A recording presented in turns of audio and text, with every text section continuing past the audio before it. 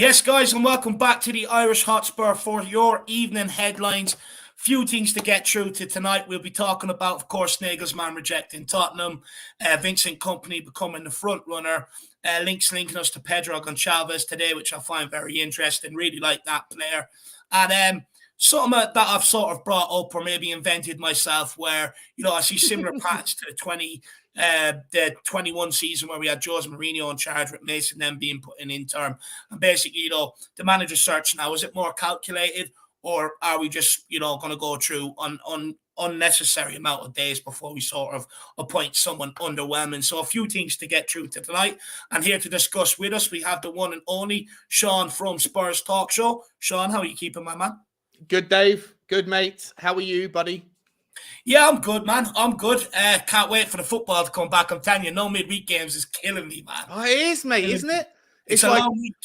I wake up every day and I scour the Tottenham interweb for things to talk about on Tottenham walks. You know what? This morning I was like, there's nothing to talk about. I've got nowhere to go with this, so I'm going to avoid doing a Tottenham walk. It's a nightmare. Like one game a week is just not enough. It's just boring. Like you see today, like invented rumors like Ansu Fati. I mean, we're never going to pay the money to get him out of Barcelona. You know what I mean? It's absolute madness. Like this is why we need European football, Sean. We need some sort of European football where we can play midweek because 100%. It is boring without it. Very, 100%. Very boring. But look, we will start touching on some of the news here today for you guys. So let's get into it. And of course, the first headline was today that Nagelsmann has rejected Tottenham, and this is according to Sports Bild in Germany. He was immediately approached by Tottenham Hotspur after he sacked him for Bayern Munich, but rejected the offer from us. Now, I know some people are saying this is old news, but it was put out there again today. The skinny jean merchant, soya latte drinker, has turned down Tottenham. Sean, what's your thoughts on him rejecting Tottenham? Are you disappointed, or do you maybe understand why he might have rejected Spurs? I think I'm both, mate, to be honest. I understand why he would reject Tottenham. And I'm disappointed. I think he is, he's probably my number one choice. I've mentioned it before, probably mentioned it 100 times. I like if it's true what he said back in the day, that he likes to prioritize 30% of his mindset towards psychological, relationships and trying to figure out the nuances and things of how to get the best out of every individual, with the version of the carrot and the stick, all that stuff. If all of that is true, and I don't know, I don't know him, I don't follow German football that closely, so I don't really know what I don't know. But if it is true, then I think he would be a good fit. I do. There's obviously risks associated with having him in. One of them is the fact that he hasn't been a part of the Premier League before, different kettle of fish, and the other is his age. Certainly that might cause a few ruptions within, the older factions of the Tottenham squad. But I also think, put all that to one side, I also think his name is one of the few names that might be able to convince Harry Kane to stay.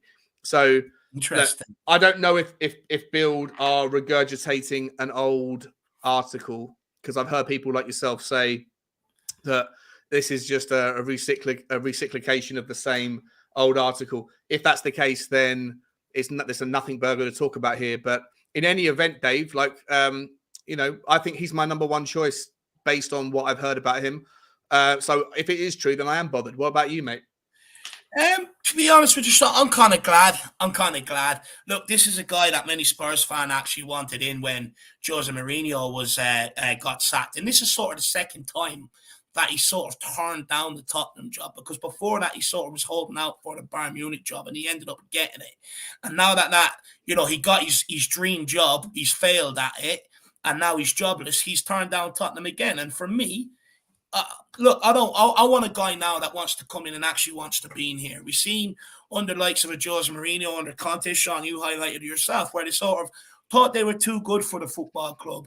And all it's doing is alienating fans, splitting fans, dividing fans' opinions and everything else. So for me, I'm glad that, he's not getting the job, or that he's turned it down. But what I will say is I'd expect to hear more of this over the coming while, because when you sack someone like a Jose Mourinho and Antonio Conte, we even sacked Pochettino and he got us to a Champions League final.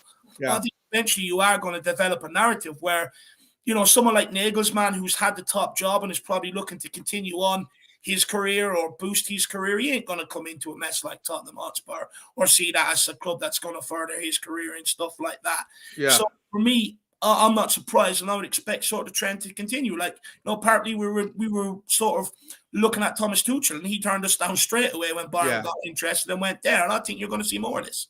I actually think Thomas Tuchel used us as a dangling carrot to Bayern Munich. I think that whole thing, if there's any truth to the idea that he actually was close to joining Tottenham, I think that whole thing was a like a mechanism. And if so, then that has another different level of bitterness in my mouth towards Thomas Tuchel. And if we ever do have to meet that man again in competitive football, then I will hate him even more. Let me ask you this, Dave, before we move on to the next one. And by the way, I love the name, Mary Schwantenet. That's clearly something at me. I don't know the angle there, but it's funny. So I'll not tip my hat to you, sir. I'm only after getting that, honestly. Mary Schwantenet. I don't know Marie Antoinette's history. I'm sure she's got something which is like somehow an angle at me, but fair play. It's a very good move. And he went, or she went, to the distance or the difficulty of actually getting a picture. Let me ask you this, though, Dave. Let me ask you this. If what you're saying is true and you don't want Nagelsmann and you worry about the idea that the broth has been spoilt, like, you know what I mean? Like that the pot has been poisoned, then who is your number one choice? And before you let me know, I just want to put it out there. A good friend of mine, or a friend of mine, I think he's a good friend of mine. I'm not sure if he'd say the same thing, but Pete from the show, love that guy. Never heard him say something that doesn't make entire sense to me. And on Sunday night, we were going through the six names of the manager that may or may not be. The shortlist, yeah. The shortlist. And he put Brendan Rodgers at the top. And Sava and I were laughing and ridiculing him. And he was like, bring it on, bring it on. And listen, I love that guy's opinion on most things. And I was so surprised that he said Brendan at the top of his list. So I want to ask you, like, if you think that the pot has been spoiled, then who's your number one? Look, I've been thinking about this for the last week, and every day sort of a different name at the top of my list. But look, ideally, I want a Poch return. I would love a Poch return. I think, you know, he deserved the right for the rebuild. He's the one that warned us that was going to be painful. And since that rebuild, we've gone in a totally different direction than what Poch was. And it's absolutely killed us. You would say it's like our Achilles heel. So, you know, we need to sort of start getting back to that attacking football, because Spurs fans will not tolerate win at all cost football. We've seen that now. And, it's a big part of why we are where we are now. Whereas you kind of left wondering, if Poch was given that chance in the first place, would we have seen the dip that Tottenham Hotspur have had to take over the last few years? I would probably argue and say no. The other manager, I'm starting to get sold on Postecoglou. Look, really? I think he's done a great job at Celtic. Look, every Irish kid is sort of given Celtic as their second club and stuff like that. I hear you. And I've kept an eye on Postecoglou and what he's done with the sort of budget that he's had at Celtic. An absolute amazing job. When he first went in there, everyone absolutely ridiculed the guy. Who is this guy? He's not going to last. Yeah. Within 1 or 2 months, he had them wrapped around his finger. They're absolutely. Yeah, but Steven Gerrard did the same thing across down the road, agree. didn't he? I still think it's a huge risk. I do think it's a huge risk, but I'd rather Postecoglou than someone like Slot. I think someone like Slot is an even bigger risk. You know, Feyenoord, Tottenham, it's a massive juggernaut. Now, I can see why Pete put Rodgers maybe top of his list. I can understand it. Now, you know what, Dave? I had to, after he was so vehement and so adamant about it, I was like, I respect this man's opinion so much. Yeah. That I have to kind of like, I was laughing, and both me and Sava were like, yeah, you're what is going on? But I love Pete, and he never says things that are nuts to apart from that. And I went away. And then I saw the next day, I woke up and Darren Anderson had brought out his case for it and said, I think that Brendan Rodgers makes a good case. And ever since, I've been starting to like almost refresh my memory of what Brendan Rodgers has achieved. And like, I can't say this on stream because I'll get bullied and bantered on. Well, go for it. No, I can't do it because I've been burying him. But listen, my point is that what I'm going to say is I no longer think it's ridiculous. Now I'm like, that's as far as I can go. I think when you look at Rodgers, though, Sean, right, he done an amazing job with Swansea, an absolute unbelievable job.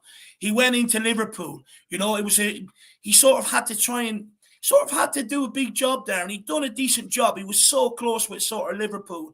Then, you know, you look at the job he done at Leicester. He's done all right at Leicester. Now, obviously, the wheels have come off, but, you know, he highlighted, you know, at the end of last season going into this season that he needed new players, but the chairman just hasn't been able to have the funds to be able to fund that. He sort of just said to him, look, you've got to use what you've got here or try and sell players to bring in players. And it became a big mess there for there. But when you look at Rodgers, ultimately, every club he's been at, he's played a good brand of football. People have enjoyed it. He's done well. He's always in the top, you know, in and around the top half of the league with the teams that he's got. He's had some good cup runs in there as well. And, you know, is he innovative though? You look at some of the players he's bought through at other clubs. He does like to use youngsters and stuff like that. When you look at Tottenham's interest in James Maddison, and then when you look at Daniel Levy, I believe Daniel Levy has tried to hire him twice, or he's a long-term admirer of Rodgers. Look, I wouldn't throw my toys out the pram. I wouldn't be, you know, I wouldn't sit there with a stiffy over the appointment, but I wouldn't throw my toys out the pram either.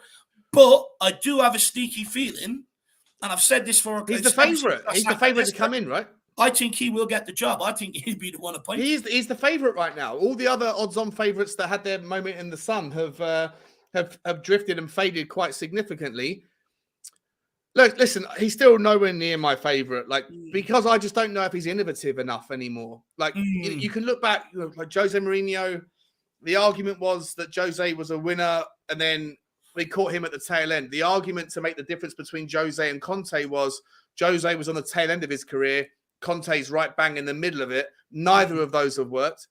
I don't know if Brendan Rodgers is innovating or doing something different, which if that's what you're looking for, if you're looking for someone who has the ability to be fluid, be dynamic, be interesting and be adaptable, be less predictable than Tottenham's managers of recent, which I want. If you people watch my Tottenham walks, you must have heard me a million times say the predictability is a problem. Then I don't know if Brendan Rodgers is going to satisfy that. But maybe people like Ange Postecoglou can. Maybe someone else who we're going to talk about in a moment can do that as well. And for me personally, as much as there's a good argument, what I would say, David, is the wonderful thing about all of the 7 or 8 managers that have been put forward as potentials, none of them to me are horrendous.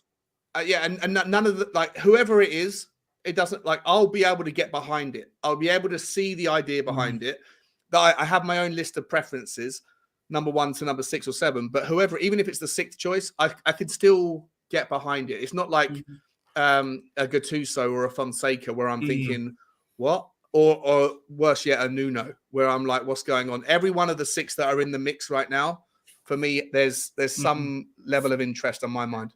Well, look, Sean, let's accelerate a question then, and then I have a super chat there from Dermatron to get to. So I do want to accelerate a question here. So just give me 1 second, Sean. I just need to find it on my list. Now, I want everyone, you, Sean, and everyone else out there listening, cast your minds back to the 21-22 season. We had just sacked Jose.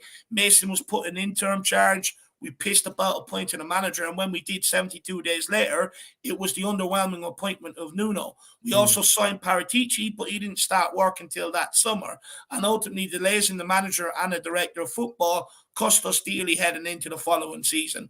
Nuno ended up getting sacked. Conte took the reins, and I would argue that Conte overachieved that season and got us top 4. But, you know, you look at it now, we find ourselves in a very similar situation. Conte got stacked, Stellini Mason interim charge, Scott Munn now coming in because we don't know what the story is with Paratici and the appeal. He doesn't start work until the summer. So I would ask you, Sean, are we in danger then of making the same mistakes again? Or do you think they have learned their lessons from that period and that, what they're doing now is much more calculated? Because like you said, back then the managers, you sort of had to go and do a lot of digging into them, very underwhelming. But now the managers on the list, you said you can just nearly everyone you could find a reason to get behind. Yeah, and you know what? I think that the fans will have a reason, depending on their predetermined dispositions towards the owner, will have a reason to have a problem with this. If Daniel Levy was to have a knee-jerk reaction and go and sign Poch or Nagelsmann or whoever within a week of letting go of Conte or within 2 weeks, then the accusation would be that there's no plan, there's no ethos, there's no philosophy. It's just an opportunistic signing because of the timing of Bayern Munich getting rid of him, or if it was Potter, it would just be one of those like, oh, you ain't got a clue. You're throwing darts into the wind at a dartboard and see where it lands. So he's damned if he does, he's damned if he doesn't. Now that he's taking the time to figure it out, some fans are going to say, well, what are you waiting for? There's all these great managers out there that you're sleeping on, and then they're eventually going to go somewhere better, and you're going to end up with the fifth choice. You're going to be the bridesmaid again. So I don't think Daniel Levy can do right for doing wrong. And I don't blame anyone who has their predispositions. It's built on a long-term, philosophy of however you feel about him. But I would rather him take the moment. I'd rather him take the moment. What I actually probably would have rather have happened is something like what Todd Bowley's done to a degree. I have absolutely no love for Todd Bowley and his philosophy, generally speaking. However, him bringing in Lampard, whilst I think it's a little bit, I'm not sure how I'm saying this out loud. It doesn't sound crazy right now, but I think that the problem for me is if you bring Stellini in and expect different results from Conte, then there's an issue, right? Because he is straight from the Conte stable. So if you want to take the time to figure something out, then giving it to the assistant manager of the guy that you've just fired is expecting different results is crazy. However, I don't want him to rush to bring in a new managerial appointment. I'd rather him wait and figure it out. If that takes a month or 2 months or 3 months into the summer, so be it. But Stellini is you're never going to see a different outcome or a different set of philosophies emerge from Stellini because he comes from the same stable, right? So, what do you think about Frank Lampard coming in for Chelsea? Did that make more sense rather than giving it to Potter's assistant, like what Tottenham have done, bringing in a third party that's only on a short-term temporary mold? Was that the right option? I think Chelsea made a safe option there. I think so. Look, I've no doubt it could be a shorter audition for Frank Lampard as well, to be honest with you. I think it's sort of a try before you buy. If he can steady the ship and he can get something out of them, I think he ultimately goes in there to next season. You think? Oh, you think he could be the re-emergence, a secondary appointment for him? Look, I think it's a try before you buy. I know there's reports that Nagelsmann has been summoned to Chelsea for talks. I know that they've interviewed Enrique and stuff like that. But I've no doubt that Frank Lampard thinks he can get the job, and if he's the one that's in there on a daily basis, he'd be the one speaking to Todd Bowley. If he can get something out of this Chelsea team, I think he'll definitely be interviewed for it. See, I don't hate the short term. What I was trying to get out there, and I was trying to figure out a way to say it where it didn't sound like you're maybe thinking say like a Ledley King or a Robbie Keane, or like a Harry Redknapp, whatever. Jonathan Woodgate. Someone coming in for the rest of the season that could give you that initial buzz, that short lift, that could maybe finish the season off with the right intentions, that kind of temporary new manager bounce. Because I think that there's a problem with, if you make a knee-jerk reaction for a new manager, then you're going to get criticized for not taking your time, and it's opportunistic. If you wait and you give the job to Stellini, which is what he has done, then nothing's going to change from what you sacked in the first place.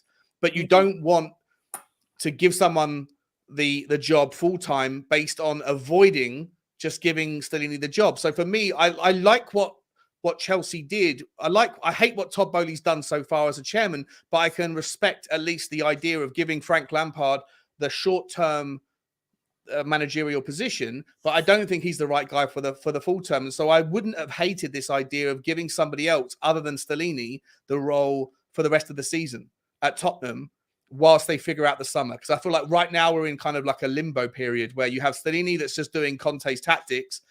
If that was the case, you might as well not have bothered getting rid of Conte, but also at the same time, finding someone immediately and giving them the job would have been criticised for being a knee-jerk reaction. He's damned if he does, damned if he doesn't. I'm not sure if that makes sense, mate. Does that make sense? No. It makes sense to me. But I'll tell you where I'm at with it, Shawnee. For me, I think, if they were, I get that, Conte, got himself sacked, right? And, the club couldn't foresee that coming. They were probably expecting to see it out to the end of the season. But I'm sure they would have, apparently they were told after the AC Milan game, after the exit against AC Milan, that he wasn't going to be here next season regardless. So I'd like to think that Tottenham would have had, a manager that they wanted to bring in here, their number one target. And if that's the case, go all out for it. Go and get that target. Even if it means he's at a club, right? At least try and get that target wrapped up for the start for the summer. And then, like you said, then you can bring in an ex-player or a Harry Redknapp or someone like that knows the club, knows what the fans want, just comes in sort of, builds up the player's ego and try and get as much out of the end of the season. I think you can accept it then. Yeah. But, for me, they've had time. They surely would have known who their target is. So... Well, but you have the added complication of Paratici, right? Nobody was expecting FIFA to extend the ban out of nowhere 3 days after Conte gets sacked. It was this. It's almost like a snowballing effect. It was unnecessary. I still don't understand why FIFA did it. Doesn't make any sense because you know what? If on the 19th Paratici's ban and the appeal is upheld and the conviction is overturned, Daniel Levy will have so much room to litigate against FIFA.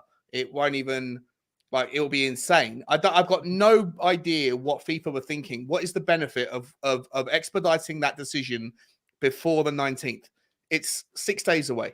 I don't think it's going to happen. I'm pretty sure the appeal will be thrown out, but it doesn't make any sense. But but the reason why I think I'm getting off the topic, the reason why I think that the managerial decision is so much more complicated is because all of a sudden Paratici couldn't be a part of the conversation. Yeah. Look, I've no doubt that's been a factor. But I would like to think that Daniel Levy still has his own views on who he wants, and why not go and get them at the end of the day? If Paratici wants to bring in someone, he still has to get it okayed by Levy. Look, I get what you're saying. For me, I would just rather a bit more proactiveness, especially when you look at Chelsea now, right? Looking for a manager.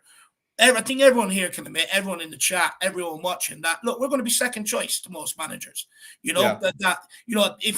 Tottenham want them and Chelsea come calling, more than likely they're going to accept that Chelsea job. So for me, it's about sort of acting fast. I don't want to be left in the same situation like we were with Nuno.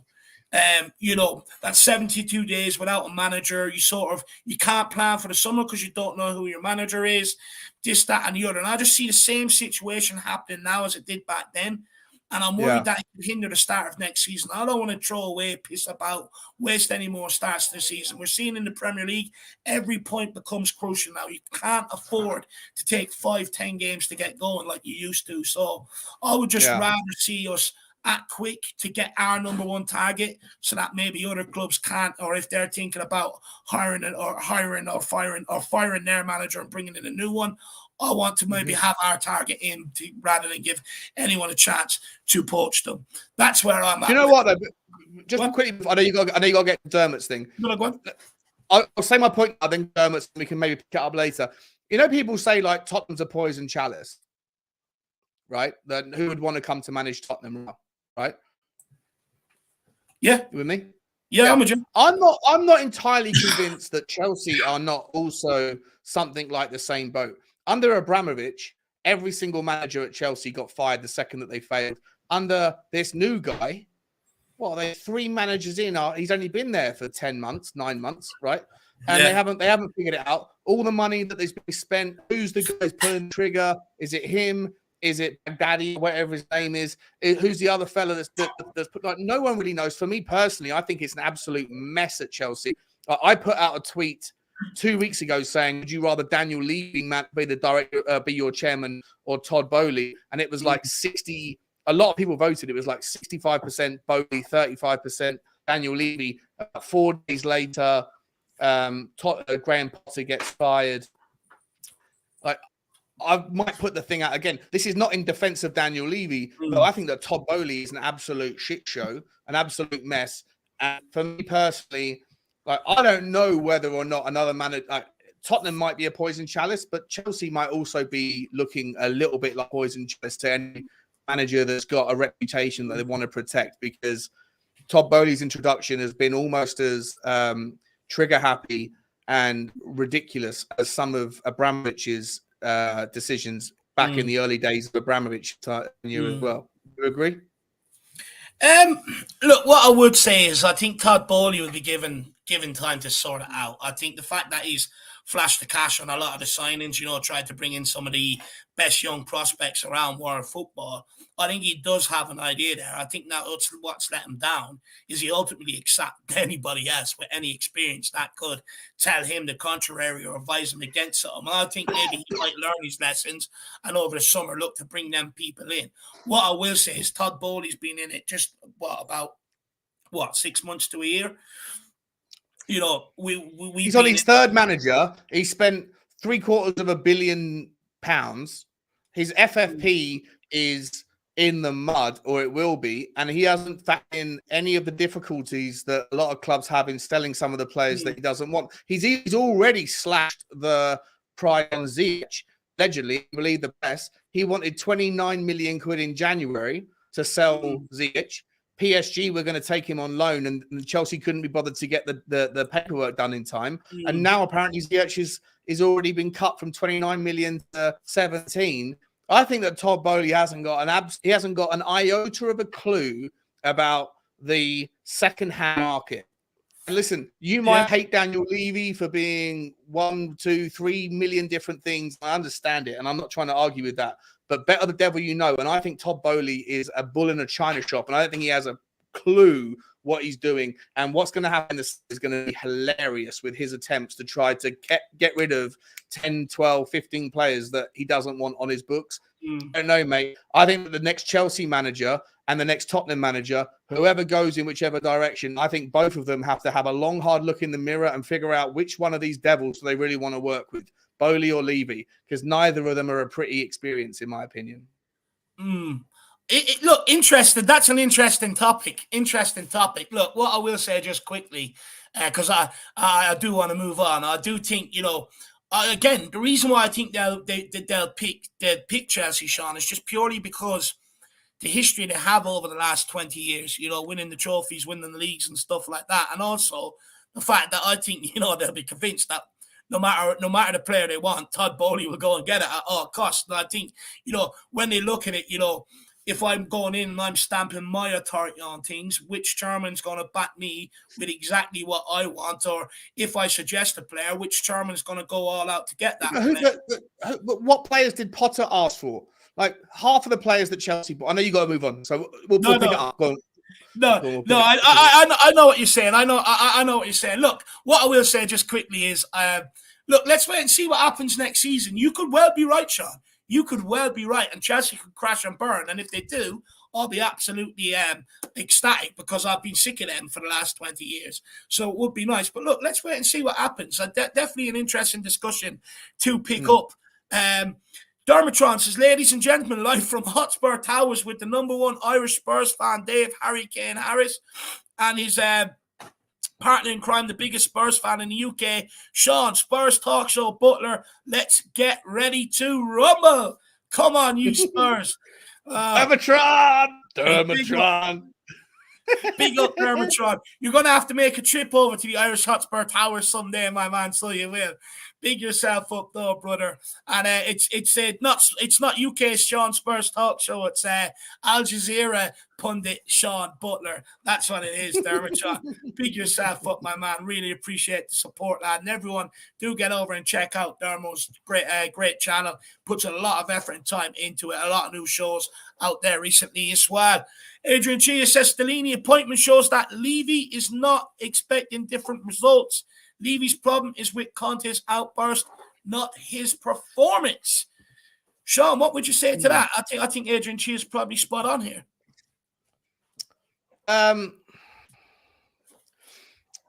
Yeah. Do I think that Stellini's appointment shows that Levy's not expected result? I think Sean. Yeah, you're going. Yeah, it's an really interesting take. Oh, go on, Dave. You go first, mate. No, I was just going to say to you quickly. When you sort of look at it, it's kind of like, I think, regardless of the performance, I think they were happy to continue this until the end of the season and sort of part ways and go in a different direction, each of them, Conte and Tottenham. I think, look, we probably seen that coming when the contract wasn't signed on of the World Cup, like we were told, and stuff like that. But like when you have that outburst, I mean, look, Conte could never walk in and ask the players to go and die for him on the pitch or do this, do that, because they just turn around and give him the fingers, whether you like it or not. I think in that moment, Conte's passion got the best of him and he didn't really think it through. But I also think he just had enough of it. He's asking the players to do things. They're not doing it. It's making him look bad. It's making Tottenham look bad. And I think, with everything going on, with the pressure around him, with his friends dying, the surgery he's had, with his gallbladder and everything else, I think in that moment, I think he's just, everyone's had that year where you think everything's going against you and you just snap. I think he just lost it. I think ultimately that's what accelerated the process of getting him out. Oh, yeah, I agree. I think that just like everything in life, it's neither one nor the other. It's a subtle shade of grey, and that shade of grey is influenced by a myriad of different influences. And with him specifically, 100%, it's it comes down to the influence of his people dying and his dying, and obviously the frustrations of not getting enough out of the squad. The players that did it for him last year suddenly can't be bothered, not getting back, whatever you want to call it. But ultimately, I think I still stand by it. I will always stand by it. I think you paid that much money and you are a winner. And one of the reasons why you're paid that much money is because you are a winner. And as a manager, I've been a manager of people. Like, you have to impart your methodology, you have to impart your wisdom, you have to impart your mentality into those people and find a way to get and drag the best out of them. And he couldn't do it. And I think I will reflect on him as being exposed for being someone who doesn't have the prerequisites of doing it at the secondary tier. Every other team he's ever managed, he's been working with a bunch of players, if not the players that he inherited, but the players that he was given, that had the very best intentions and the very best skill sets, both mentally, physically, and everything else. And I think that to a lot of these managers that seem to drop down to Tottenham, that it's the lowest level that they're ever going to go to, right? It's the lowest level they're going to go to on their way down. And for me personally, I think that Conte was exposed for his inability to disseminate whatever it is that's his leadership, that's in his head. He couldn't get it into the players for whatever reason. And on that basis, he wasn't worth money, in my opinion. He did a great job in his first year. But I think other managers could have also done the same for a fraction of the price. And it comes down to actually value for money. I personally will not reflect positively on him in 5-10 years' time.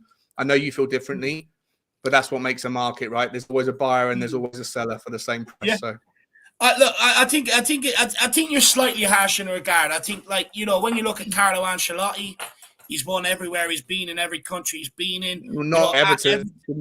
Everton, right? But you look at Everton, it's a lower caliber of players, That's what I mean, though. Exactly. That's the low. That's an even lower ebb. He dropped down to that level, couldn't do it. Yeah. Right. So it proves my point. Well, I don't think that's a reflection. Winners. I don't think that's a reflection on the manager, though, Sean. I wouldn't say, because I think you got to respect that these managers have built their winning culture at other clubs and they sort of know what it takes. I don't think it's a reflection on the manager. I think it's more a reflection on the clubs having the ambitions to have that guy in charge and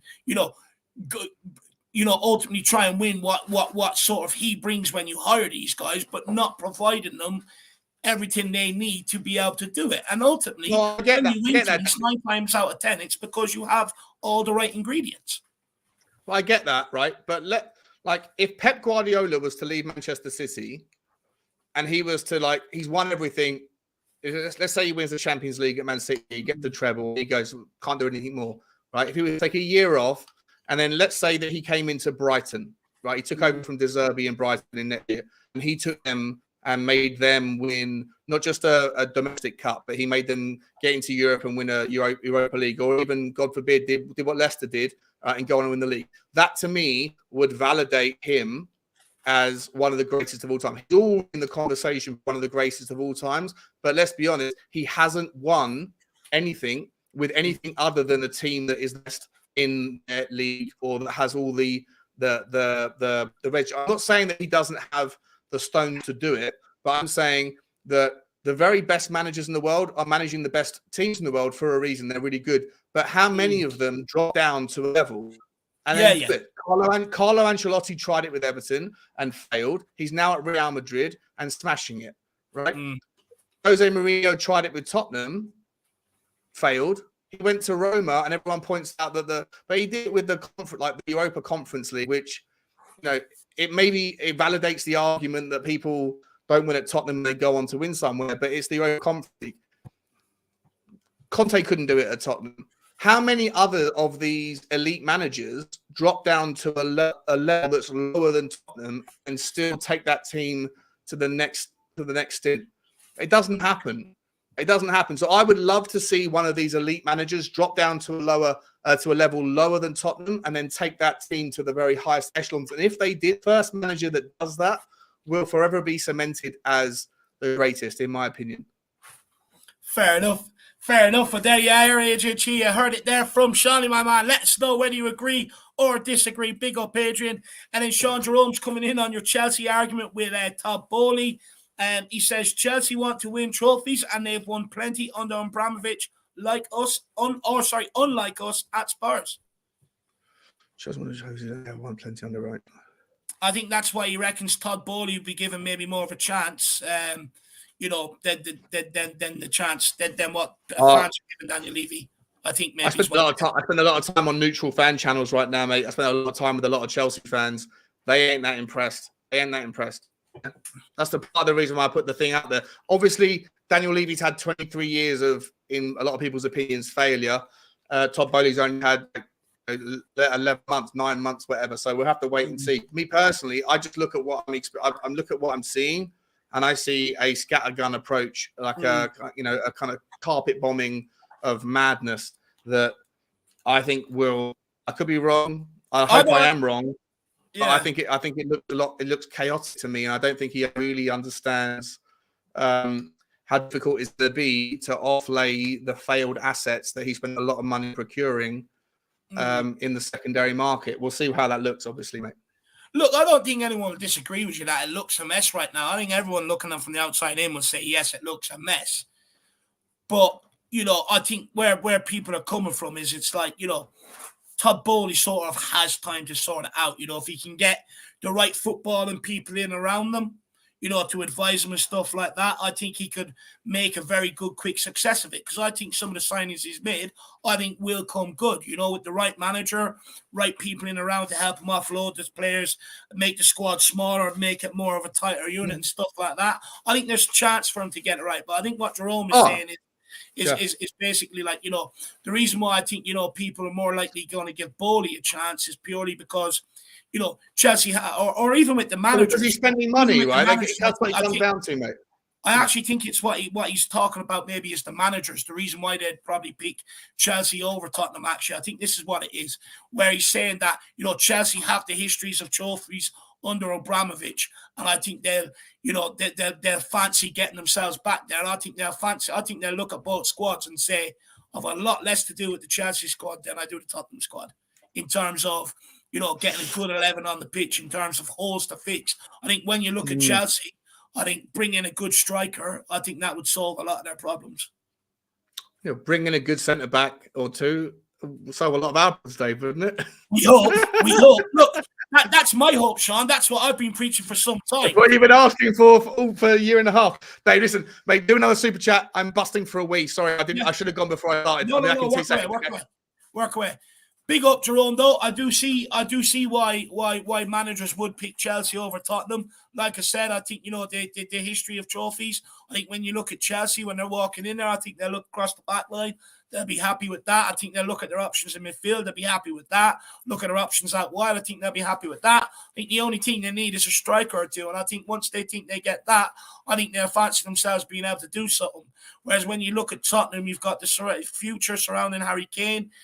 You've got a backline that needs improving. You've got a goalkeeper that needs to come in here. It's a bigger job at Tottenham in terms of getting the players in immediately than I think at Chelsea. So I agree with you, Jerome. I agree, my man. And then you've got Dermot Tron, THSC till I die. He says whoever comes into Spurs, they've got to unite the fan base. The only one is Poch. I'd rather Levy than Bowley any day of the week. Chelsea would crash and burn next season as Spurs rise up again. Look, Dermot, this is where I was. We done the podcast with Jory yesterday. We sort of went into a bit on Scott Munn and stuff like that. And I think when you look at, how can you get the fan base, the club, and that to come together? I think, and for Scott Munn to be given a chance, I think he's got to bring in that first manager that Spurs fans can get behind, that plays an attractive brand of football, plus make a marquee signing to come with it. I think that's what will ultimately get fans on board because there's been a massive disconnect between fans and club. Under last season, this season, even under Joe's, and it's been happening for 2-3 years now. And you're seeing more and more fans sort of walk away, whether it be because of the managers, the boring football, the owners, this, that, and the other. I think the only way to sort of get this back on track and to give everyone sort of a chance and give everyone renewed hope going into next season is a good manager appointment with the right style and a massive signing to come in with that. And I think many fans then may look at it and go, hang on, let's give this a chance. It looks like we're trying to do something different. So let's see if that happens, Dermo. Sean, any thoughts on that? So what was the question? Whoever comes in Spurs is going to unite the fan base and put by the end of the week. Chelsea will cash and burn this next season. Yeah, listen, listen, I don't know what's going to happen with Todd Bowley. I don't know, but listen, I think a lot of people that have this, and I get it. Listen, I know people promote me, project me as like the Levian, and I'm the anti-hero or whatever of the Tottenham community because everyone hates me because they want Levy out. I get all that stuff. I don't care.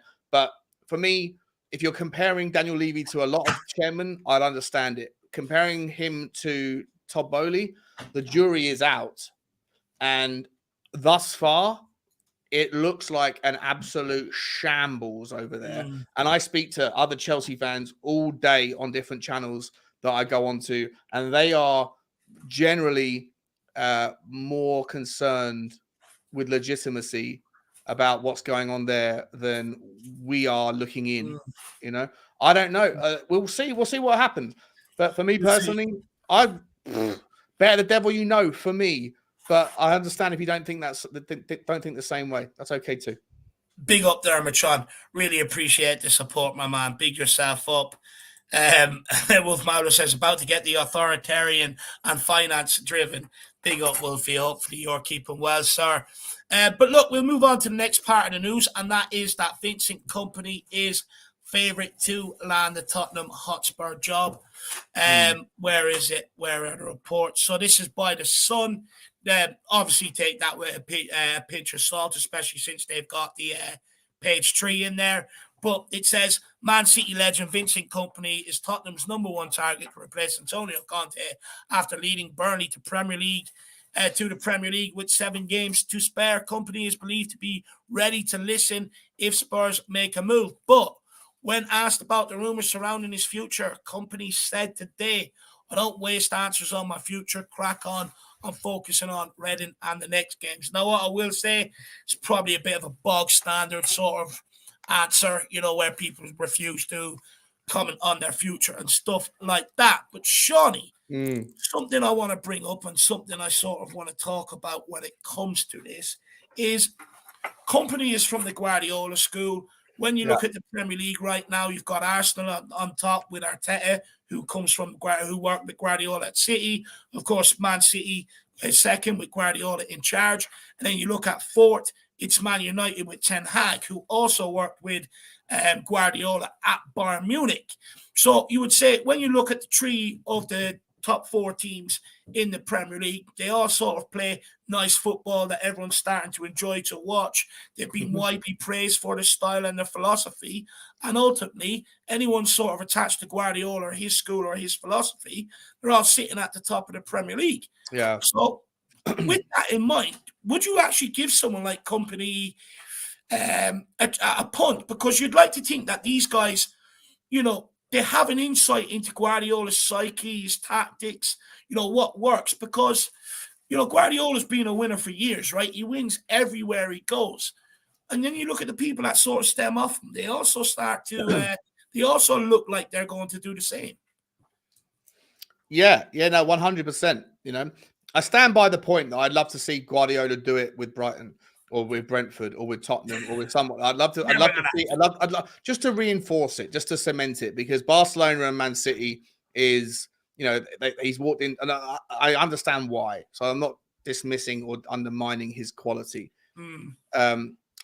But what Arteta has done as a clone of him is spectacular. But it did take 2.5 years for it to figure out, and we'll see how he finishes. I don't think he's going to win the league anymore. Ten Hag at Ajax, best team in Holland. Like, even if you're going to go, I'm not going to be that harsh, but I would say that Vincent Kompany doing it with Anderlecht in Belgium, he's done very well. I think he had 6 consecutive seasons with more points, getting them into the top 4, whatever, or the top 3 in Belgium. Like, very impressive. But and then he's done it. He's taken Burnley and done brilliantly with Burnley, right? So I think if you're going to take the idea that the Pep Guardiola system and it filters down with the tentacles go into it, like, I still think that there is the argument to say, have any of them done it on a cold night in Stoke when they work for Stoke? You know what I mean? I still think that argument is realistic, but at the same time, someone like Kompany, though, right? You got to look at it, Sean. He's changed Burnley Football Club, for what they're known for. And you say about someone doing it with lower sort of teams. Surely Kompany's an example of that then. Yeah, no, I listen. But my point wasn't to sit there and dismiss it. My point was just to kind of to sort of to put the rule out there, like, but we haven't seen any of them do it with a team that shouldn't be doing it. But what most of them have done with the teams that they've done it with has been spectacular. Guardiola, Arteta, Ten Hag, and Kompany. And for me personally, Vincent Kompany is someone that I don't know what the implications of him coming in. It's the same risk that I think exists with hiring anybody that's young, whether it's Nagelsmann, him, or Amorim. I think that there is a risk of some of the older people at Tottenham Hotspur saying, I ain't going to tolerate being shouted at and banged on about my performances from someone that's my age. Now, I haven't got a problem with that happening if it's Hugo Lloris, Ben Davies, Eric Dyer, Perisic, whatever. If those guys don't like it, they can all jog on. But I do wonder whether or not Harry Kane's decision of whether he wants to sign or not will be influenced by the age of the manager that comes in. Yeah. But I say all that just to kind of preference that I actually don't mind, mate. If Vincent Kompany comes in, I'll get behind it. This guy, he appears to me like an absolute winner. What he's done with Burnley is spectacular. What he did with Anderlecht was very impressive. And he does come from the Pep Guardiola school of football. So I say all that stuff to caveat my opinion. But actually, if he is the choice, I'll get behind it. And I'll be excited because we could put that 5-year project behind someone like him. It might mean sayonara to Harry Kane, and it probably will mean sayonara to Hugo Lloris and to the others that are older. But that's okay with me. I'd rather Harry Kane stay, but maybe that's a fait accompli anyway. I'm okay with Kompany. I think it would be interesting, if not exciting. What are your thoughts? Look, I would get behind Kompany. Look, for me, obviously, I always want the very best in class, right?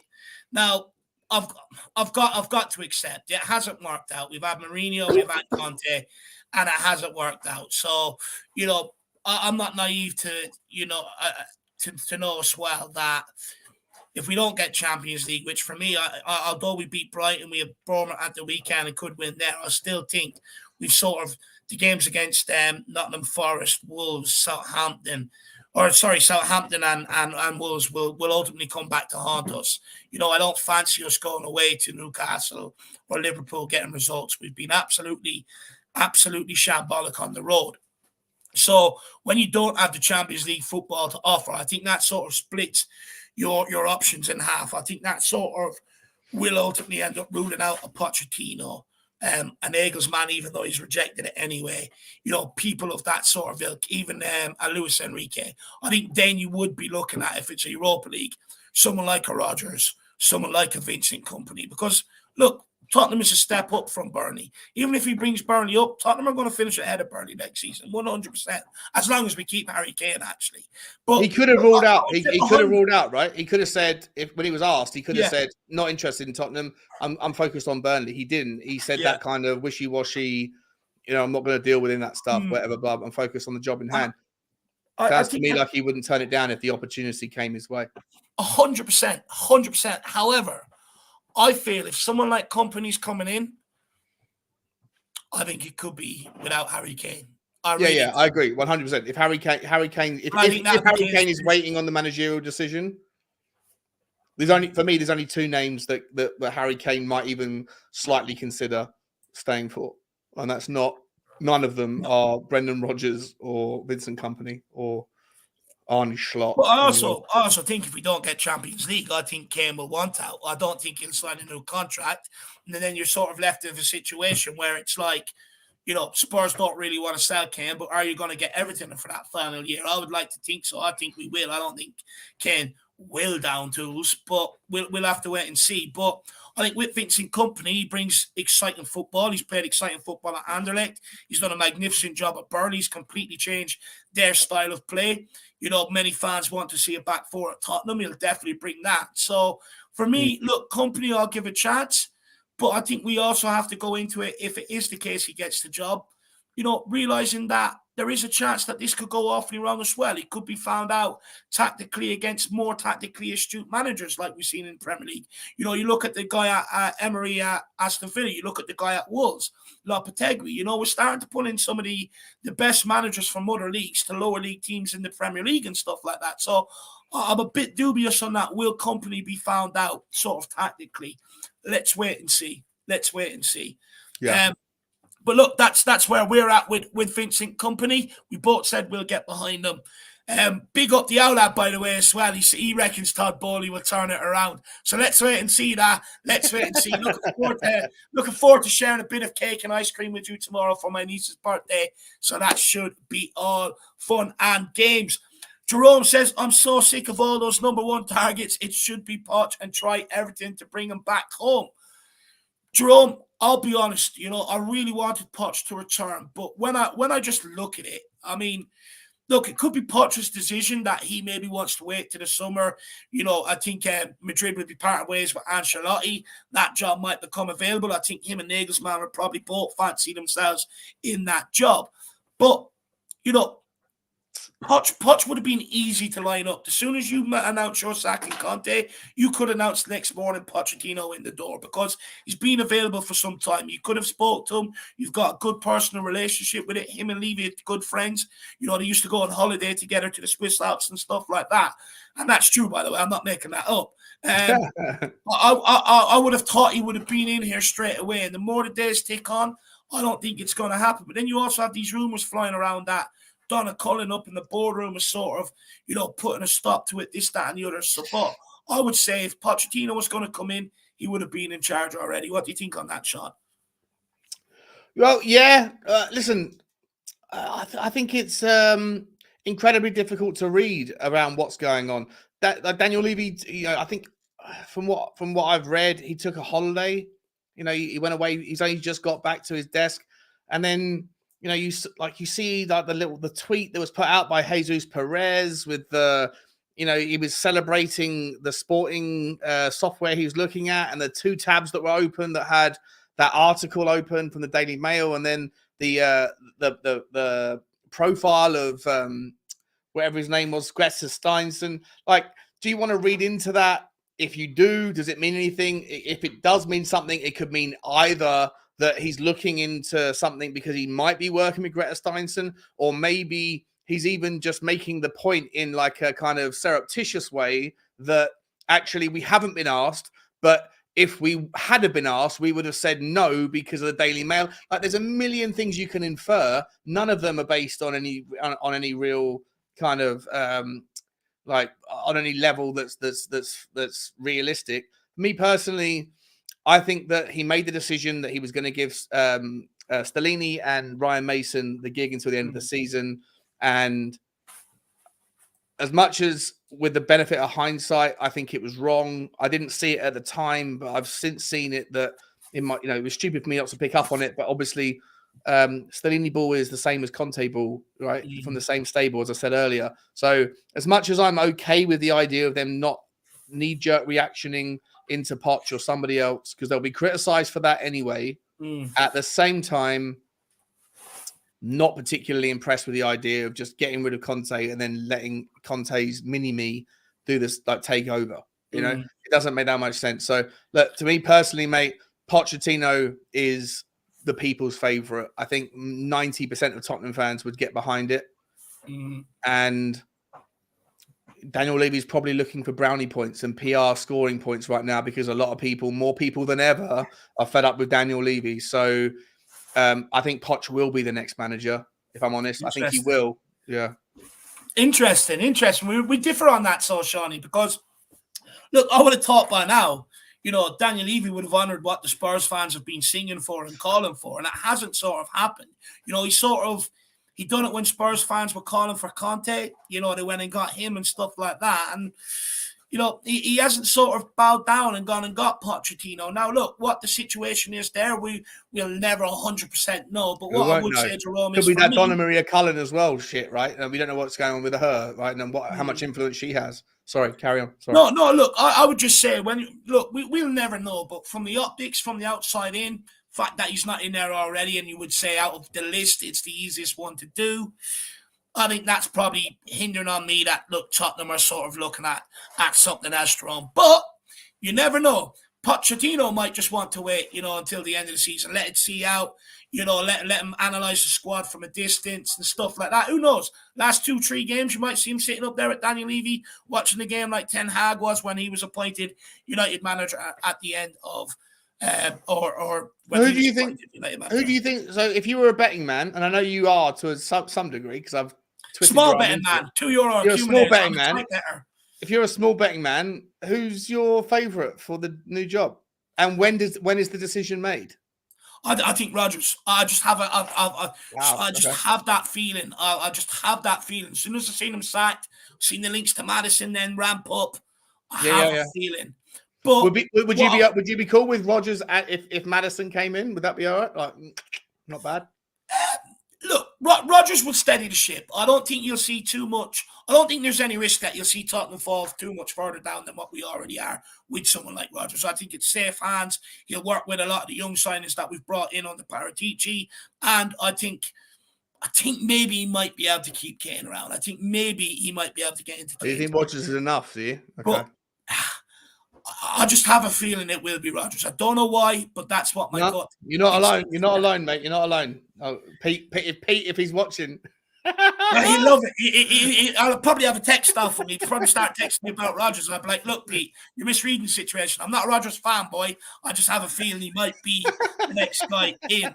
Let's wait and see, though. Let's wait and see. Adrian Cheese says, do a poll. Chelsea fans, if they rather have Levy. Do you know what? Shawnee, we'll have to get Shawnee to do that. Get up a poll on Twitter with, asking Chelsea fans, would they rather have Levy in charge? I have no doubt some of the comments underneath it will be absolutely spectacular humor. Spectacular humor. That's when football fans are at their best. Moondog says, good evening, lads. I don't hate you, Sean. Oh, no, thanks, mate. I love you. I don't hate you either. I don't think many people do. They just sort of disagree with what he has to say. But at the end of the day, it's all about opinions. It's fan channels. These are what they are. It's all about opinions, Yeah, I appreciate you, Moondog. Love you, my man. It's okay, though. Honestly, people can hate me as much. If they do, I know you don't, Moondog, but if anyone does, I care. John has better things to be doing. So if you want to hate him, do something else because he's not interested. He's better things to be doing. Big up, Moondog. And then you've got Will L says Kompany is more qualified for the Spurs job now than Arteta was when he was hired. That's a good point. I'd be on board with giving him a go. That's a very, very good point from Will Elshaw. It's a really good point. It's a really good point, mate.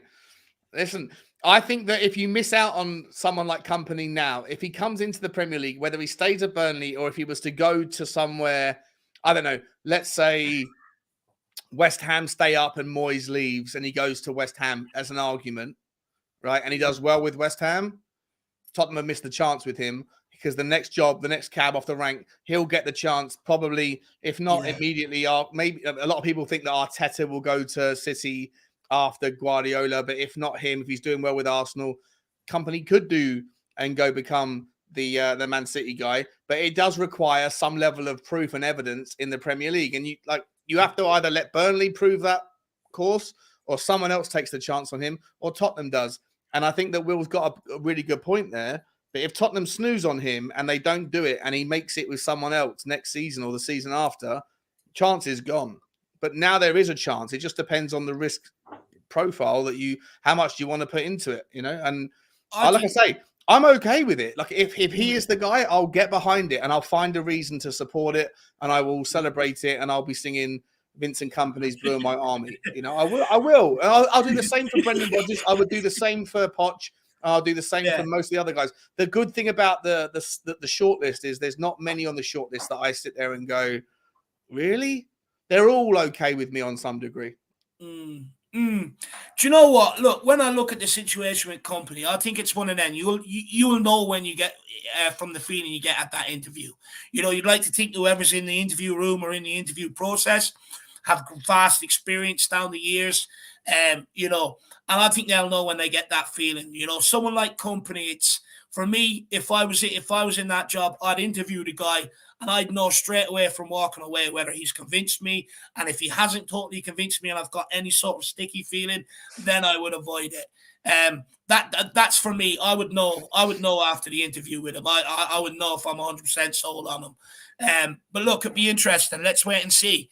Let's wait and see what develops on this over the next while. But Will Al, absolute fantastic point, my man. And also really appreciate the support, brother. Now we're going to move on. We've got 2 topics left. One of them's only sort of a quick topic, but this one, I know Shawnee's been waiting for this one. As soon as he heard finances, you could see that desk rise back a little. He absolutely loves it. But Shawnee, so Football London done a bit of an article today, sort of explaining how much, revenue you get in the Champions League per win for a draw compared to Europa League and prize pots and everything else. So the finances involved in the Champions League and Europa League were, like I said, were highlighted by Football London. So Spurs will receive 35.4 million in performance money, not including TV revenue, compared to the 6.5 million we would have earned from prize money in the Europa League if we reached the same stage. So, right now we're in a battle for Champions League, Europa League. Look, last year, I absolutely saw the pathway to top 4. I knew it was going to happen, and it did. This year, I'm not so convinced. So, Sean, what I would ask you is, we've seen the sort of difference there. It's massive, right? You sort of said to me before stream that the sort of difference is 60 million in total. Yeah. Do you think this, if we do end up finishing outside the Champions League and in the Europa League, do you think it will affect our transfer budget? Or do you think the owners will just sort of abandon that, knowing with everything that's sort of going on at Tottenham Hotspur right now, and sort of do what Arsenal done and just go and spend big anyway?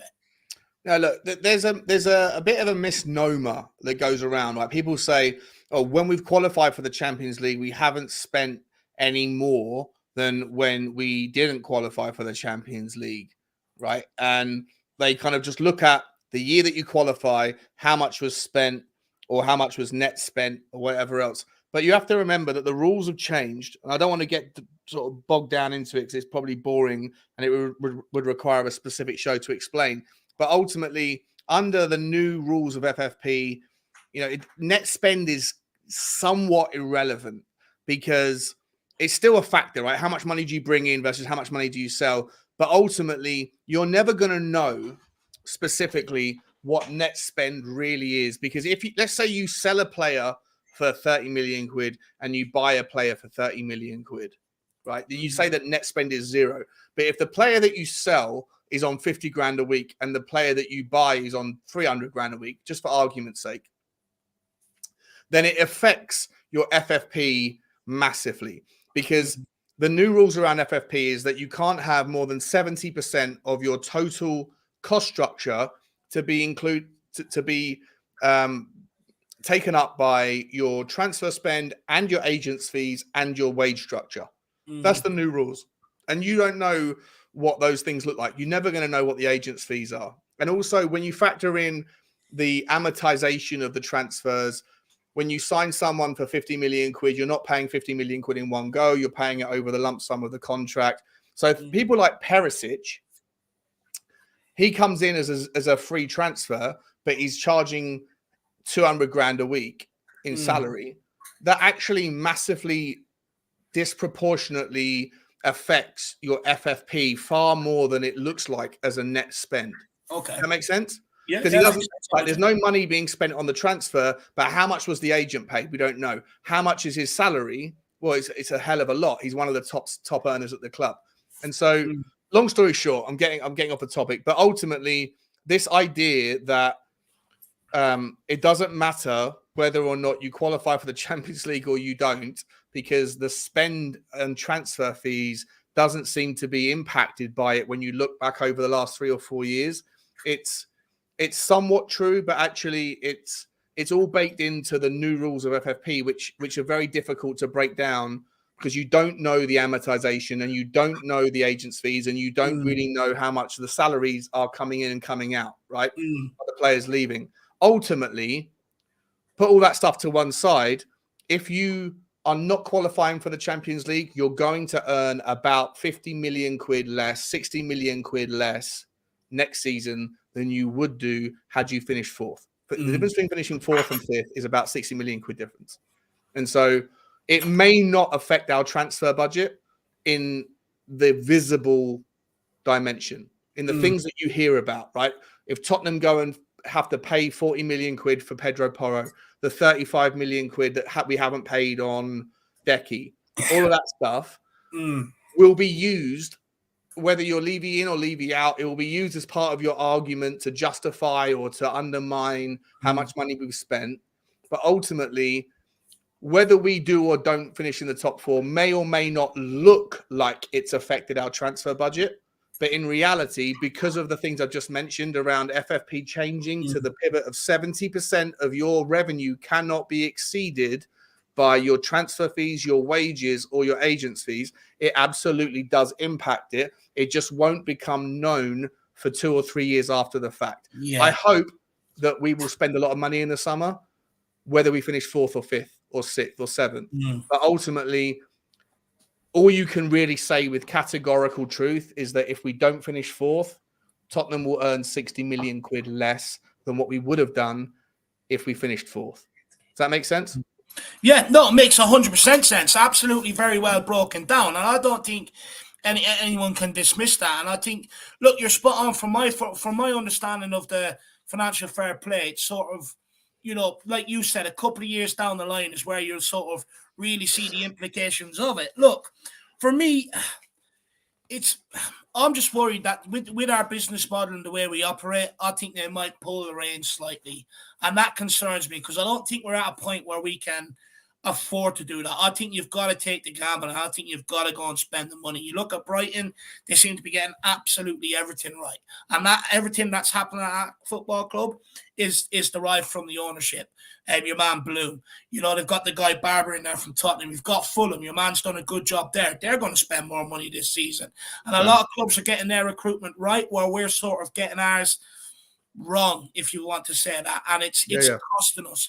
So for me, you know, when you see the other teams rise, and I've no doubt Liverpool will be back next year, you know, look, I'm not going to say the names, I don't want to get into another debate, but Chelsea, you don't know whether they're going to be back or not next year. So it's sort of Newcastle are going to be in and around now from now on. So it's adding to the competition of that top four spot. And for me, I think right now you've got to take the gamble, and you've got to go and improve them areas, and maybe 1 or 2 extra, just to give us a chance or give us everything we need going into next season. Because if you don't do it, I think the warning signs are there. Look, it was a bit different under Nuno or under Jose Mourinho when we finished a bit lower, because some other clubs were sort of rebuilding, other clubs weren't coming to the fore, but now it's completely different. So for me, if they don't do it, I feel it'll have implications further down the line, and I don't want that. And I think it'll be harder than ever to claw your way back up there into top 6. We've already done what a Brighton have done, where we seem to have done everything right. We just fell at the final hurdle under Poch.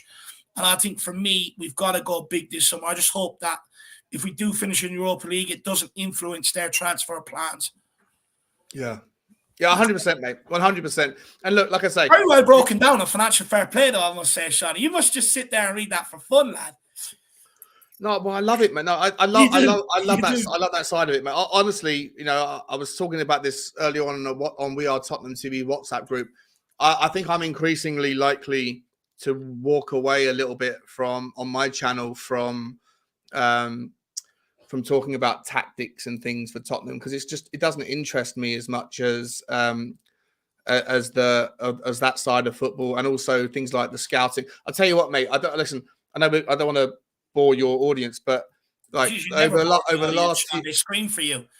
Don't know about that. Over the last week, mate, I've fallen in love with looking into detail, in depth, how Benfica have operate the way that they do, how they've sold $1 billion worth of talent over the last 9 years and stayed competitive and sustainable. Leipzig, Dortmund, Brighton, like the Moneyball system. To me, it's the most fascinating thing I've ever read about. And the more I look into it, the more that I feel like that's where my interests are. So I think I'm gradually going to be distancing myself a little bit on my channel from, talking about like transfer rumors every day when I take my dog out for a walk. I feel like I'm going to do more about that kind of stuff, because it's so much more interesting to me than I actually find it fascinating how clubs operate. Like, look, I'm one of these. I'm a bit of a loser, sort of. In my spare time, whether it's playing Football Manager or keeping up to date with my ultimate team, I'm always listening to what's going on at other clubs or obscure things like that. For instance, the other day I listened to an episode. Apparently, Ireland could have potentially had a team in the Premier League when Wimbledon went to go bust at some stage. A couple of Irish business billionaires, and I'm fascinated. Sean, bring them videos. I'll be fascinated to listen to them, and also keep doing everything you're doing with the finances. Never ever steer away from that, my man. And look, Sean, last thing I want to ask you is, there has been reports today linking us, putting us in the race for sporting midfielder Pedro Goncalves. Now, I'd say, as I say that name, Jack is absolutely running to the bathroom for tissues and salute, because he absolutely loves this guy. He's sprinting right now, he is. Look, and apparently Spurs had scouts in attendance today watching that their game with Inter. But there's also been many reports linking us to a James Maddison. And for me, they play similar positions. I know people are going to say Goncalves can play on the left, he can play on the right, but predominantly he plays as a cam or in a bit of a deeper role in Amarim's system, and has done when he was coming through as a youngster. So who would you prefer out of the two, Shawnee? Ideally, I know most people are going to say, Dave, we show ambition, we get both. But, we're not going to be able to bring in both and bring in centre-backs and a goalkeeper. So it's going to be one or the other. And when you look at James Maddison, his contract's coming up, you would think he's probably a bit cheaper, whereas someone like Pedro Goncalves is going to cost 70 million. But who would you prefer, and who do you think will do a better job for Tottenham? It's a really difficult, mate. I love Goncalves. I think he's absolutely phenomenal. He's brilliant off the left as well. I take your point. He does play through the centre mainly, but he can hang off the left hand side and just be insane. The pass that he did to set up the assist against us, the 40-yard near halfway line goal against Arsenal at the Emirates, absolutely sublime. The guy is an absolute talent. What I would say is, going after more players from Sporting, you got the English Levy against the Portuguese Levy. It's a rock and a hard place. Sounds like a sitcom. Yeah, it could be a sitcom, right? But it's a rock and a hard place. You're never going to get that deal done until the last day of the window. Whereas with James Maddison, you can get the deal done probably early, especially if Leicester go down, right? Like, the good thing is that if Newcastle want to gazump Tottenham for Maddison, then you can pivot and you've got a guy there that can do the same job or better. but he doesn't have the English tax. He doesn't have the homegrown thing. If Harry Kane leaves, the homegrown thing does become relevant, and you want James Maddison in. I think Maddison's probably easier to get done. I love Goncalves. For me personally, mate, here's where I'm at. Go and get Maddison, but don't ignore Sporting. Me personally, I would rather go to, if I'm going to pick up one player from Sporting, it is Manuel Ugarte. I think that guy is 23 years old as a number 6. I know we have a whole bunch of number 6s, number 8s, whatever, that don't really operate. Like I love Ugarte. He's 23. I think he's got the worst disciplinary record in Europe. He gets yellow cards and red cards galore, but if you can fix that from him, he is a monster that Tottenham need. Every great team in the Premier League has a monster 6 that can sit back. And if you have a back 4 next season that looks like Pedro Porro on the right and Udogie on the left, and you have Romero, and hopefully you insert like a 50 million quid centre-back next to him, whoever that is, right, a left-footed centre-back on the side of him, then when you have the uncertainty and like the kind of fragility defensively that you have with Porro and Udogie, you need a 6 that can sit back and just absolutely dominate and protect your back 2. And I don't think Skip can do it. Bentancur can't do it. Højbjerg ain't the guy. Neither is Pape Sarr, right? And neither is Basuma for my like, right? So I want to see us go and get someone that can sit in and protect the back 2. And my 2 choices that can do that, like a Casemiro, like a Rodri, like a Partey, or like even a Bruno Guimaraes, it's a Ugarte or it's a Palhinha from Fulham. Pick one of those 2. I don't care which one you want. They're both absolutely insanely talented.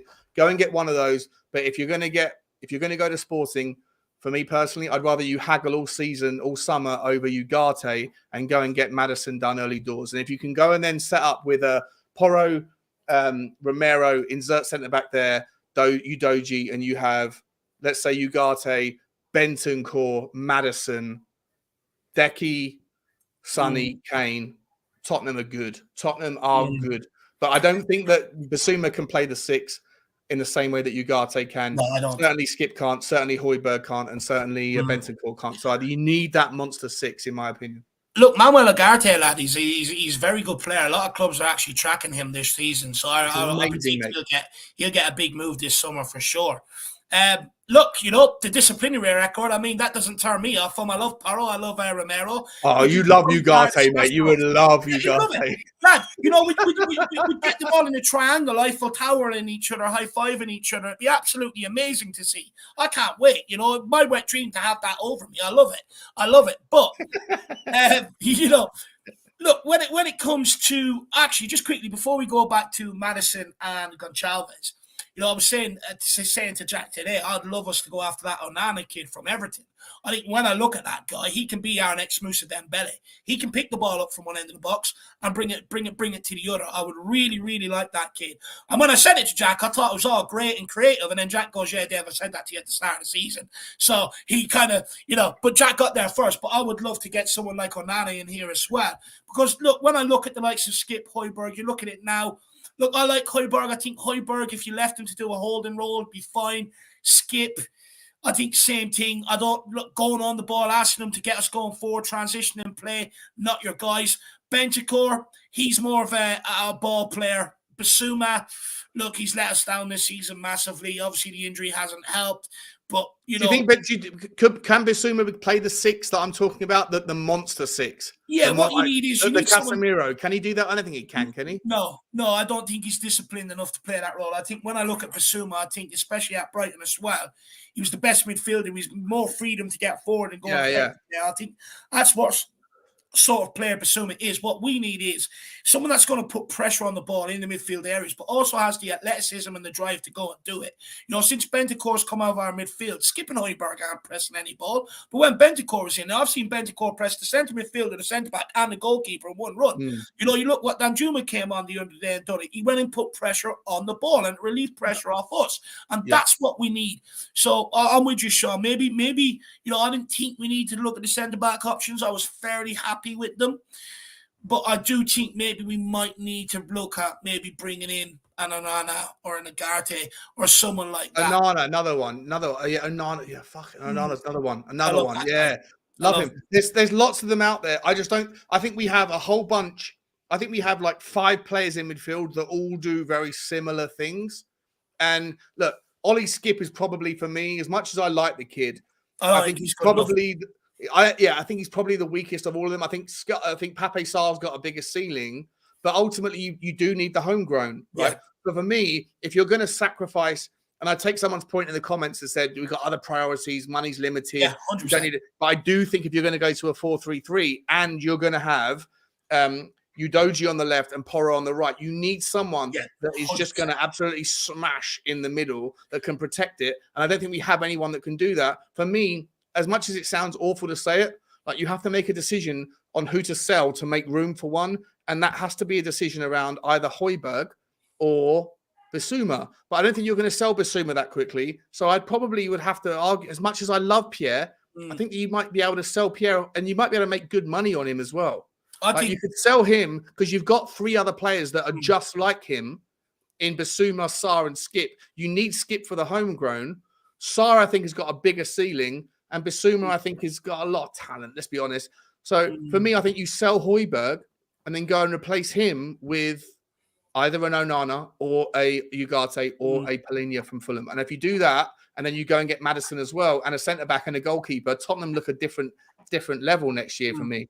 Because I think when you look at it, right, we're obviously looking at a Cam when you're looking at a Maddison or a Goncalves, right? So it probably means you're reverting to a back 4. So you're right. If you're having a Doge and a Porro, 2 attacking fullbacks, very attacking, you know, like what Pochettino have, you had to have a Wanyama who just sits in, covers, crunches everything, picks up yellow cards if needed. You know, you need someone like a Dembele beside him who can play himself out of trouble, keep the ball, control it, possession.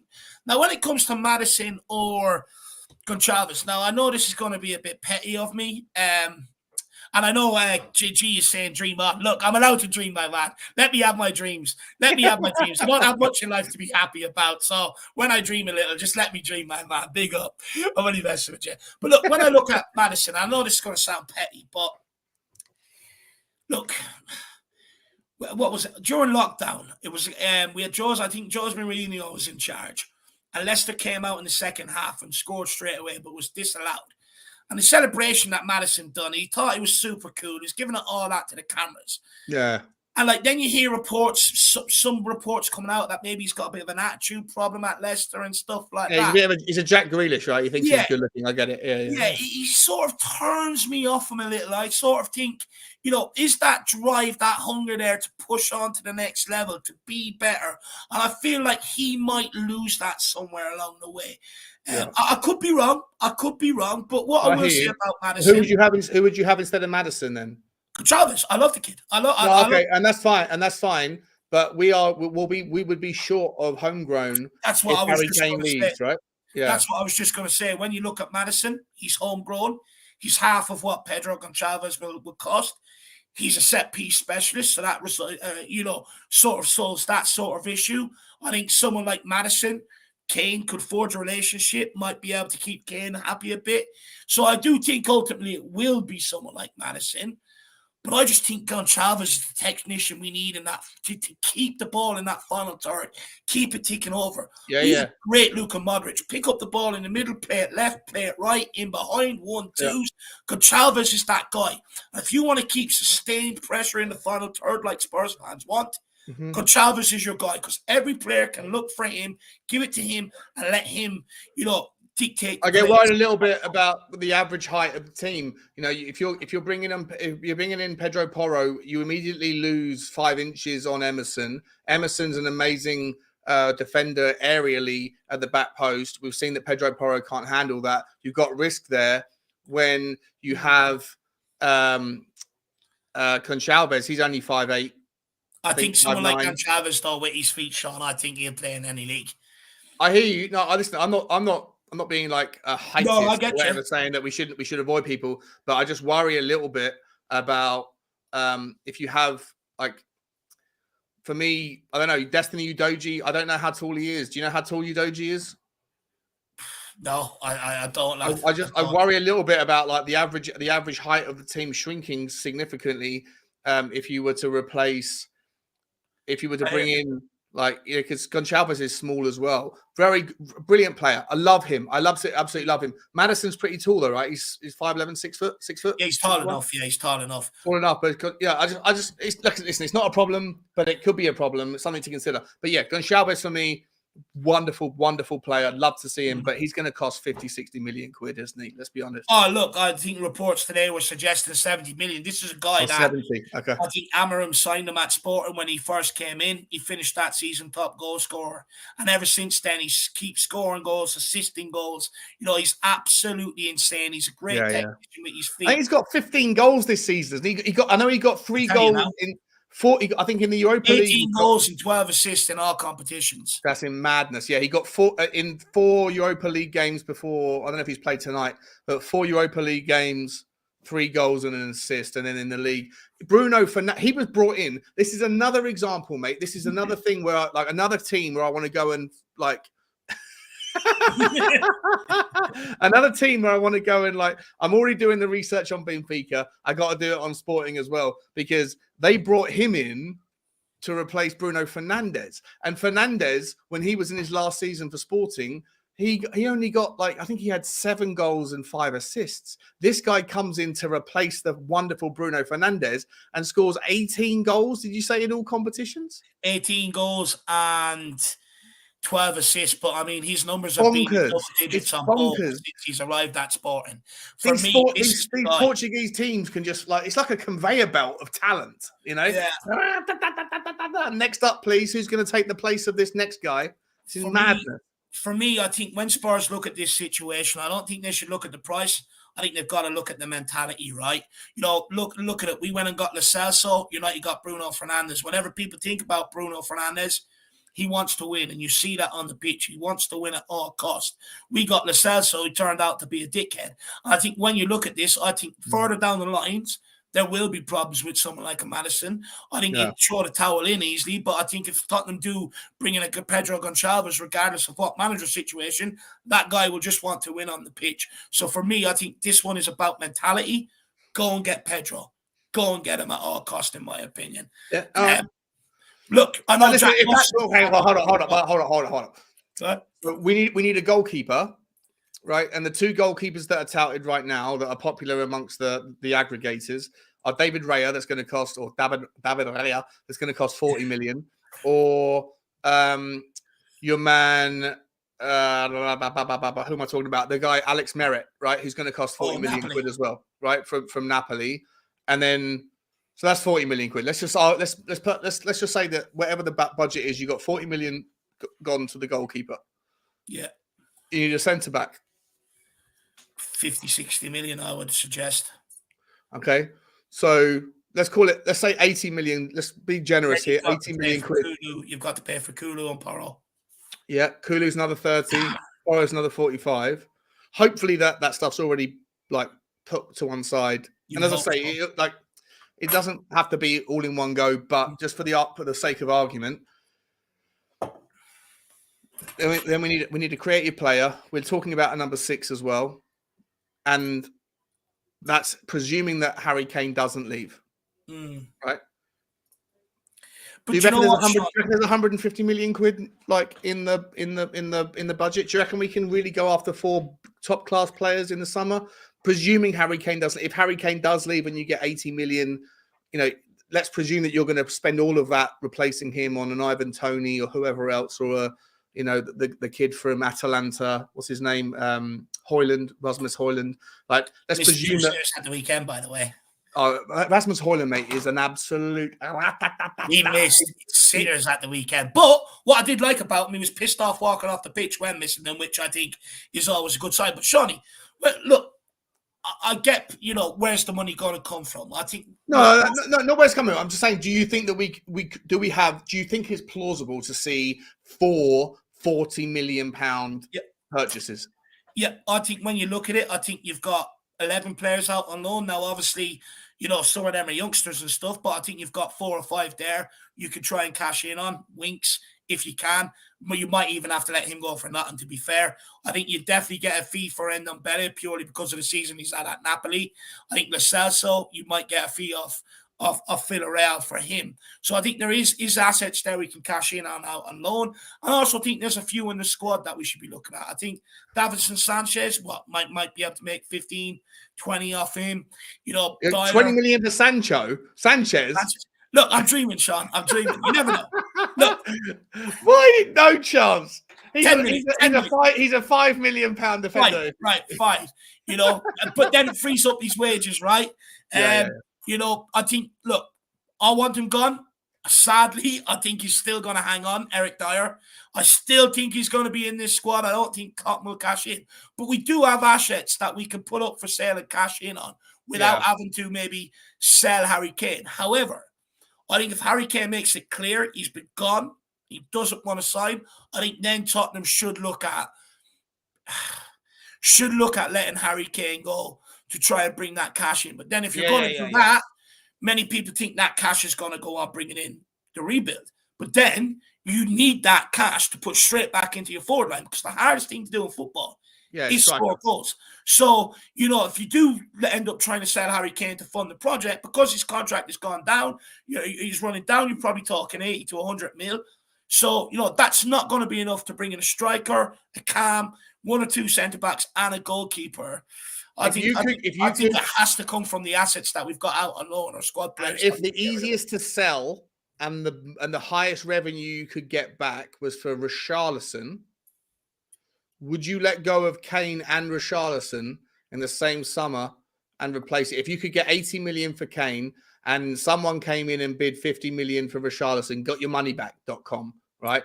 Out for Nout, would you liquidate him because you have no faith in him scoring, the goals next season? Would you try and get rid of both of them and then try and rebuild the striker from scratch? Or would you hold on to Richarlison? I think it'd have to be done in a slow process, because I thought, look, even if you're brought in Ivan Toney, you're going to have an injury, suspension, whatever game's coming in thick and fast where you need to sort of rotate. So for me, I think you keep Richarlison, and maybe if you can get by for a year and then go all out in that summer, clear the decks up front and bring in one of the best guys you can. But, I think you will have to, it's going to take 2-3 players to give us what Harry Kane gives us in terms of creativity. You're never going to be able to replace strikers. It's going to take 2 strikers to bang in the goals he scores you as well. So I agree. Look, I'm just worried. I think we just got to try and keep Kane at all cost and bring in a centre back, a goalkeeper, and a cam. I think you might see Tottenham's fortunes improve a little. But look, you're keen on bringing in Brendan Rodgers. I just don't think. No. I'm not keen on it. I said I think he'll get the job. Look, if he comes in, I'll back the guy. I'll give any manager a chance. I'll get behind it. But Brendan Rodgers ain't keeping Harry Kane. Harry Kane wakes up and goes, "What's that?" Brendan. No. Get Eric Ten Hag on the fucking phone. Look, he managed to keep Vardy at Leicester. So let's wait and see. What happens. And the owl lad says, "Be lucky to get abseiling harnesses for Sanchez." True, very true. Look, sometimes I play too much Football Manager, but maybe I got overexcited there. 20 million for Sanchez. Maybe I should have said 20 cents. I was actually trying to be reasonable, but look, no point. But look, that brings us to the end of your evening headlines. Hopefully you have enjoyed the discussion that myself and Shawnee have had here today.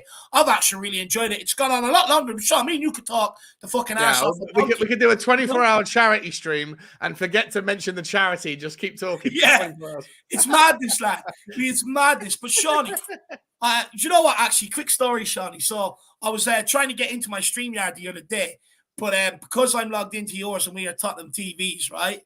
I actually went into yours and I seen Phil's show coming up. So why don't you tell people what this show's about? Because I'm actually excited by it, I think it's a really good show.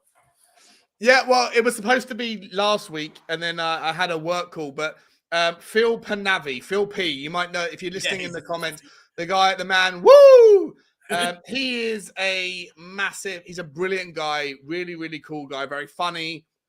And he'll talk the back legs off a donkey just like I will. And but he's massively leave you out. And I said to him, do you want to do a leave you out debate, me and you? We don't need anybody else. We'll be going for like 6 hours straight if it's just me and you talking.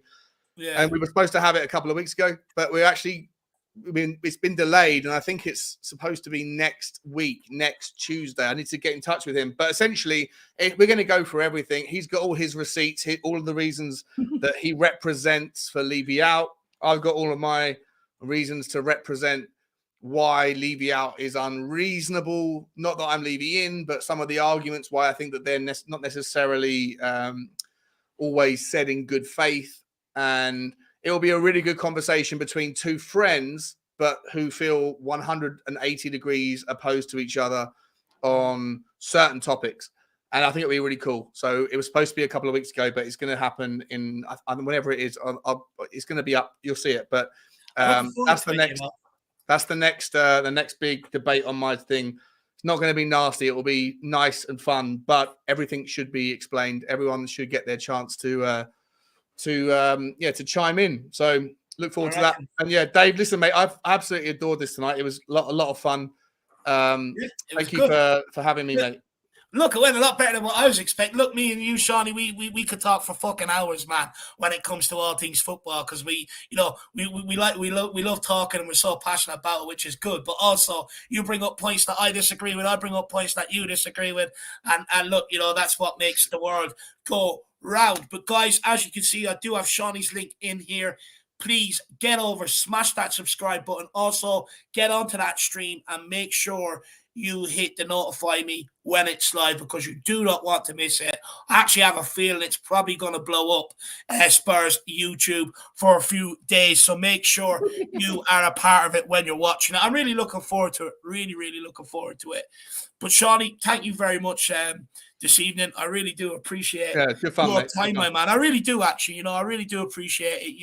You've a lot going on with your own business and stuff like that, and you still take the time out to come on here and spend time with myself, Jacko, and the Irish Hotspur family. So really appreciate it. Always a pleasure, never a chore, mate. I've always got time for you guys. Your channel is my most fun channel to be a part of. I love you guys. I can't wait for Bournemouth on. Is it Saturday? It's Saturday, isn't it? Yeah, Saturday.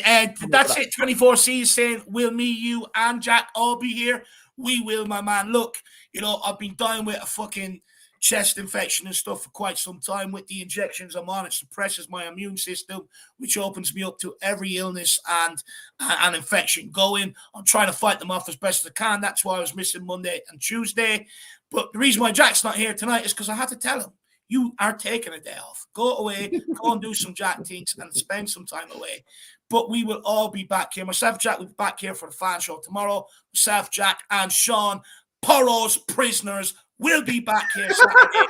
Oh, wait. Before we go, you got to say it the way you said it. That's it, Pedro. It's your prison. Don't forget, Pedro. Your prison. Remember, it's your prison, Pedro. Your yard. You run this shit. Love it, man. Honestly, that was amazing. I've had messages for days about that one song. People saying really enjoyed it, great laugh. The Porro stuff was hilarious. Look, hopefully we can still provide more entertainment than what Tottenham are between now and the end of the season. That's it from us here at the Irish Hotspur. We'll see you all back here tomorrow for the fan show, 3 p.m. Be there or be square. As always, come on, you Spurs. Come on, you Spurs. In the fans we trust. In the fans we trust.